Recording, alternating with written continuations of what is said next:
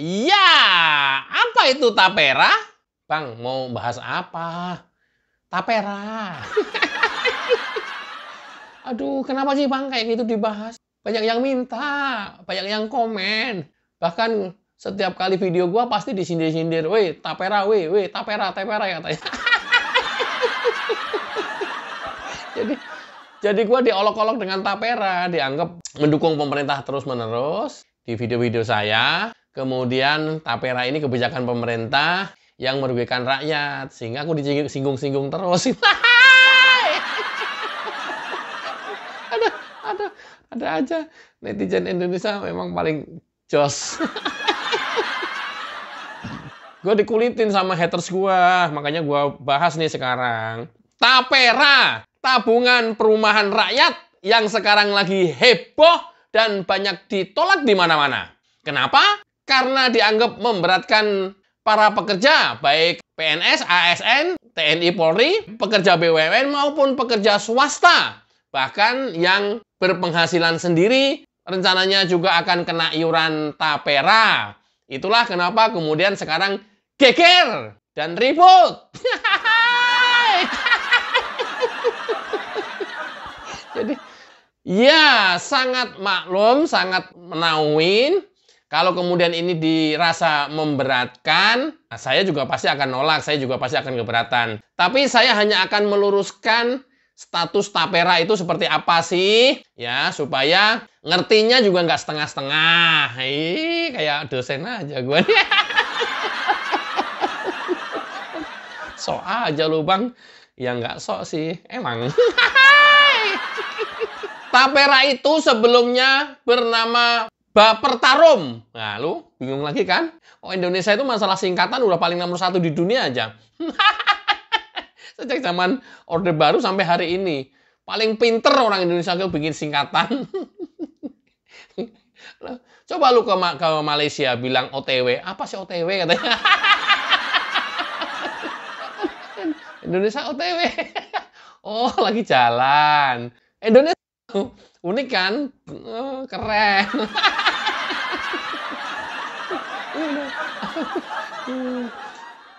Baper, apa sih baper? Di bawah perasaan. Indonesia gitu. Aduh, ada aja. Dan macam-macam, termasuk Bapertarum. Oh, biar deh. Tapera sebelumnya bernama Bapertarum. Bapertarum adalah Badan Pertimbangan Tabungan Perumahan Pegawai Negeri Sipil Bapertarum. Sekarang ganti namanya BP Tapera. Bapertarum ini didirikan sejak Soeharto dulu. Udah dari dulu Bapertarum itu. Yang sekarang menjelma menjadi Tapera ini. Tepatnya 15 Januari 93. 93 itu enggak, nanti ketahuan umur gua nanti. Itu pembentukan Bapertarum pertama oleh Presiden Soeharto dulu. Sama, fungsinya adalah untuk mengkolek atau memungut tabungan dari, waktu itu sih masih pegawai negeri sipil, ASN, TNI, dan Polri. Belum sampai ke BUMN dan pegawai swasta. Masih sebatas itu. Untuk mengkolek tabungan perumahan rakyat. Udah dari dulu! 93! Wah, pada ngaco aja lu. Nah, oleh Jokowi sekarang disempurnakan, diperbaiki. Maksudnya, namanya diganti Tapera, biar ingatnya gampang gitu ya. Tabungan Perumahan Rakyat. Itu.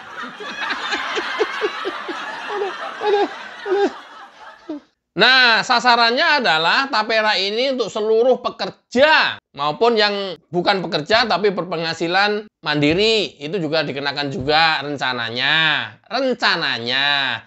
Dan itu tuh baru dikaji, baru mau diberlakukan nanti di tahun 2027 nanti. Ya memang biasanya undang-undang itu, peraturan itu kayak test on the water gitulah. Nanti banyak penolakan atau banyak masukan atau banyak kritik, itu yang dipakai untuk penyempurnaan. Ya, sekali lagi, baru mau akan diberlakukan nanti di 2027 ya. Men, masih nanti ya men. Yang kemarin menghujat saya di kolom komentar ya, ini saya kasih tahu nih nanti. Tapi nggak bagus, sekarang harus diramein dulu. Apa ketika itu merugikan ya dirasa memberatkan ya udah bagus, udah pas supaya nanti itu ya disempurnakan, atau kalau memang sudah tidak bisa lagi disempurnakan malah dibatalkan, harapannya ke sana. Oke, yang berikutnya ada yang banyak salah dan membuat hoax. Apa itu hoaxnya? Tapera itu dipotong 3% dari gaji karyawan. Ya, 2,5% dipotong dari gaji, yang 0,5% iuran oleh pengusaha. Sebenarnya menguntungkan karyawan ini. Kan dapat tambahan 0,5% karyawan jatuhnya. Tapi udahlah, itu mau cash close lah. Susah kan orang mengertinya. Yang paling pasti 3% dari gaji. Itu pun kalau yang gaji di bawah UMR nggak dipotong. Yang di atas UMR atau UMR, kalau gajinya 4.200.000 misalnya, ya, setiap bulan itu dipotong sekitar 128.000. Nah, kalau 128.000 kali 1 tahun, itu sekitar 1.260.000-an 1 tahun. Nah, ada yang nyebarin hoax. Ini pemerintah ini ngerti nggak sih? Kalau usia 20 kita sudah bekerja, 55 sudah pensiun, artinya kita bekerja kurun waktu 35 tahun. 35 tahun kali 130.000 itu cuma dapat 52 juta something sekian. Nah, tabungan Tapera 52 juta ini dapat rumah apa? Rumah merpati. Yang tak pernah ingkar janji. Itu orang-orang yang nyebarin hoax. Ini mah akal-akalan pemerintah untuk mengkolek. Pengertiannya nggak seperti itu, cuy. Pengertiannya adalah ini untuk dana perumahan, untuk renovasi, untuk tambahan, uang muka, dan lain-lain. Tidak berarti sejumlah uang yang terkumpul bisa mendapatkan 1 unit rumah. Nggak seperti itu. Nggak seperti itu. Ya. Pengertiannya buat tambahan beli rumah. Itu. 52 juta dapat rumah apa? Ya nggak dapat. Ya namanya juga orang mau pengen nyebarin hoax, pengen menambah fitnah supaya ini lebih rame lagi, ya nggak apa-apa, sah-sah saja. Itu terus yang dikembangkan, itu terus yang dihembuskan. Gitu ya, men. Tahu men. Ada banyak banget di kolom komentar saya. Gua disindir-sindir terus, Tapera lu katanya. Makanya sekarang gua bahas Tapera nih.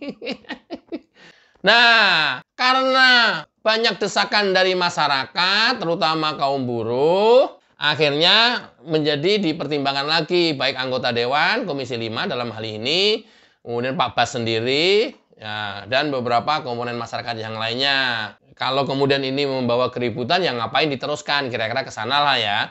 Tapi bahwa ini belum diberlakukan dan baru akan diberlakukan 2027. Itu yang paling penting. Oke, kita coba simak Komisi 5 DPR RI. Simak videonya. Kami akan agendakan khusus, Pak. Untuk Tapera ini kita rapat khusus terkait Tapera supaya nanti tuntas, Pak. Karena memang kami banyak sekali mendapat pertanyaan dan seterusnya. Maka bahasa saya di media saya bilang, saya minta kalau bisa pemerintah tunda dulu. Karena ada keberatan dari karyawan dan keberatan dari pengusaha. Titik ini yang paling rumit, Pak. Jadi di samping karyawan, pengusaha juga ternyata keberatan karena dia harus menanggung beban yang 0,5% dari gaji karyawannya. Kayak BPJS lah, itu kira-kira. Ya, nanti aku secara terpisah saya bahas BPJS ya. Karena banyak keberatan, ya DPR RI Komisi 5 juga meminta untuk ini ditunda sambil ini dibahas dan benar-benar dikaji dari berbagai sudut pandang, meminta banyak masukan dari masyarakat supaya lebih sempurna lagi. Kemudian itu nanti dinyatakan sempurna, bisa sempurna apa tidak bisa sempurna, ya tunggu aja. Nggak usah berspekulasi, nggak usah ngarang-ngarang, nggak usah nyebarin hoax. Itu kalau menjadi warga negara yang baik. Waduh. Golongan kadrun mana mau menjadi warga negara yang baik. Ampun, ampun, ampun, ampun. Gua diledek-ledek tapera lu. Gua nggak ngerti apa-apa tapera. Kayak gua menteri aja. Gua pejabat aja. Karena videonya yang mendukung pemerintah terus disangkanya gua pemerintah kali ya.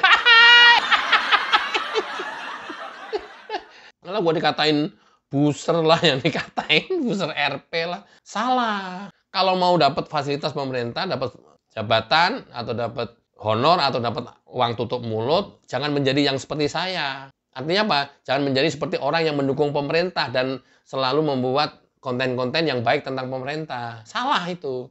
Lu nggak bakalan dapat apa-apa, gue ajarin nih. Kalau lu mau dapat fasilitas dari pemerintah, dapat jabatan, dapat kedudukan, atau dapat uang diam, lu bikin keonaran, lu bikin yang negatif, lu serang terus pemerintah, udah pasti dipanggil tuh. Suruh diem dan anak minimal ada uang diem. Atau setidaknya kasih jabatan di BUMN, direksi atau komisaris. Salah, men. Tuduhan lu salah. Salah banget. Ya nggak, pemerintah mah ngapain kalau ada orang seperti gua ini. Udah biarin, itu udah nggak diapa-apain juga udah membantu kita kok. Paling begitu toh. Ini kadang-kadang otak nggak dipakai sih. Buser RP. Buser RP dari Hong Kong. Salah. Yang buser RP itu justru kebalikannya. Yang nyerang terus pemerintah. Itu diam-diam. Ciri-cirinya kayak gitu dah. Gua ajarin nih cara berstrategi. Ngawur aja.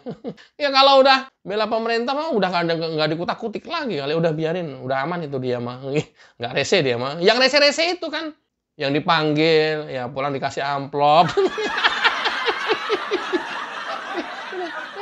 Nggak tahu sih lu mainannya. Oke, tidak hanya Komisi 5 saja. Pak Bas, Menteri PUPR juga menyayangkan tapera ini kalau segera mau diterapkan dan terkesan tergesa-gesa. Simak videonya. Ini masalah trust. Ya, ini masalah trust. Sehingga kita undur ini sudah sampai 2027. Menurut saya pribadi, kalau memang ini belum siap, kenapa kita harus tergesa-gesa? Harus diketahui APBN sampai sekarang ini sudah 105 triliun dikucurkan untuk FLPP, untuk subsidi bunga. Sedangkan kalau untuk tapera ini mungkin dalam 10 tahun bisa terkumpul 50 triliun. Jadi effortnya dengan kemarahan ini saya pikir saya nyesel betul. Makanya saya nggak ngelegewo lah. Ini poin paling penting banget nih yang disampaikan oleh Pak Bas nih. Ini Pak Bas gua salut banget. Sekarang, karena apa? Pemerintah kan dituduh terus ini mengumpulkan uang segala macam semua gitu kan. Defisit sampai ke defisit anggaran sehingga dia mengumpulkan uang dari rakyat. Ya boro-boro negara memberikan ke rakyat. Ini juga yang ada negara meminta ke rakyat. Macem-macem ada di komentar video saya. Bahkan di komentar grup WhatsApp saya.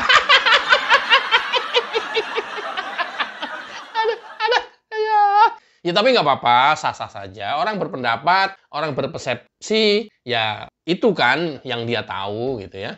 Jadi wajib bagi kita yang kalau dia hanya tahu satu, kita tahu tiga, yang dua kita kasih tahu supaya mereka tahunya tiga juga. Gitulah kira-kira lah ya.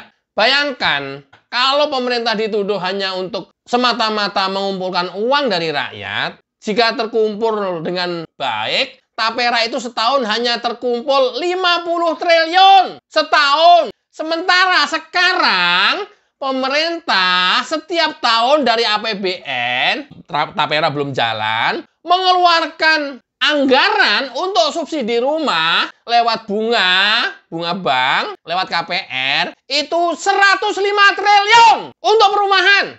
Jadi nggak mendasar apa-apa kalau dituduh pemerintah mengumpulkan dana dari masyarakat. Ini gagal total atau nggak jadi tapera. Itu pemerintah mengeluarkan 105 triliun dari APBN untuk subsidi KPR, rumah murah rakyat. Ini harus tahu. Pak Bas, terima kasih banyak informasinya. Apa artinya 50 triliun? Kok nggak ada itu juga sekarang sudah ngeluarin untuk subsidi rumah kok? 105 triliun? Ini kan nggak make sense gitu ya. Gimana tuduhan-tuduhan kayak gitu? Ya tapi nggak apa-apa. Namanya juga orang nggak tahu, wajib kita kasih tahu. Tapi kalau kita sudah kasih tahu masih nekat dan justru malah membuat dan menyebarkan hoax, ya memang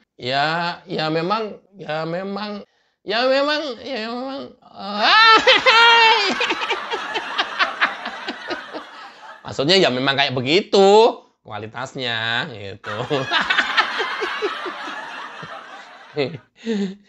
Ya, tapi apapun kalau ini kemudian membuat ya nggak kondusif dan rakyat terutama pekerja terbebani, ya sebaiknya bukan ditunda, direvisi, diperbaiki. Jika itu tetap memberatkan, sebaiknya batal diberlakukan. Itu menurut saya. Kayak Watimpres saja saya. Mending dibatalkan. Nanti kita dapat dari hilirisasi, dapat dari migas, dapat dari Freeport, kan lumayan. Ini yang sifatnya kayak begini, mendingan dibatalkan dah. Kira-kira ini Watimpres nih. Dewan Pertimbangan perusahaan gue. Pres itu perusahaan gue, perusahaan sendiri, bukan presiden. Watimpres nih, ya, Dewan Pertimbangan perusahaan sendiri, ya. Mendingan dibatalkan lah. Tapi nggak tahu kalau nanti dapat skim yang lebih bagus dan itu memang bagus untuk rakyat, ya disosialisasikan lagi monggo. Ya, tapi kalau dirasa memang ya menjadi polemik sih, mendingan dibatalkan. Justru nanti kita pengen Indonesia itu seperti Qatar. Saya pernah tinggal di Qatar 1 tahun, jadi semua rakyat Qatar itu hidupnya dibiayai oleh negara. Tapi karena memang kekayaan alamnya luar biasa, sampai ke bunga, pajak, dan lain-lain, listrik, air, itu nggak bayar. Ya mudah-mudahan di Indonesia bisa seperti itu. Bahkan yang nggak kerja, bayi lahir, itu sudah digaji oleh pemerintah. Mudah-mudahan kita bisa seperti itu.